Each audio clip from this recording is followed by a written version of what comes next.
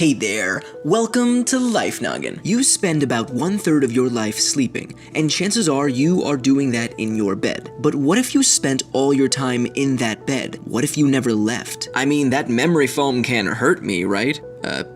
Right? Oh, right, I know the answer. Sadly, it can. And believe it or not, NASA paid a guy $18,000 to lie in bed for 70 days. They wanted to study the effects of microgravity on the human body, and lying down for so long stimulates the effects of long-haul flights on astronauts' bodies. The beds were tilted back 6 degrees, causing the bodily fluids to shift to the upper body, which duplicated some of the effects of low-gravity environments. After the 70 days, the first time the volunteer was vertical, his heart rate jumped to 150 beats per minute, and it felt like he was going to collapse, which is definitely not great for an otherwise healthy man. But this study is different than most because it simulated microgravity. Instead, let's talk about what would happen if you never left a normal bed that wasn't tilted backwards. Well, firstly, you'd probably start to develop bed sores. These are caused by the pressure on the skin that limits the amount of blood flow to the skin and nearby tissues. Basically, imagine this: the tissue between your bones and the bed is under a lot of pressure from your body weight, and if that pressure is great enough, the nutrient-rich blood won't be able to reach your cells, and they will be damaged and eventually die. The sores usually occur in areas like your tailbone, hips, and shoulder blades. And be warned, they're not pretty,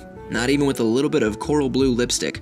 Also, you'll start to get weaker, especially if you are immobile in the bed. See, muscles at complete rest lose 10 to 15% of their strength per week. In just 3 to 5 weeks, the muscle has lost nearly half of its strength. So good luck lifting that laptop off of your lap as easily as before. Complete rest will also cause your endurance to decrease, leading to fatigue and even more inactivity. And your muscles will begin to atrophy too, losing their mass. And your bones also lose their mass, eventually stabilizing around 40 to 70% of their original mass. This is caused by increased bone resorption, which is a process that breaks bones down, eventually fast enough that it outweighs the rate of new bone growth, and this can lead to conditions like osteoporosis. On top of all of that, every 2 days of immobilization, your resting heart rate increases by 1 beat per minute, eventually plateauing. And even more, your blood volume decreases as well. Because of this, since the blood carries oxygen, there is less oxygen uptake by your cells, which means you'll get tired much more easily. And that's not even all of it, people. There are tons of other negative effects of bed rest, like increased anxiety, increased risk of kidney stones, and an increased risk of pneumonia. So while your bed may be incredibly comfortable, you should definitely try to limit the time you spend in it.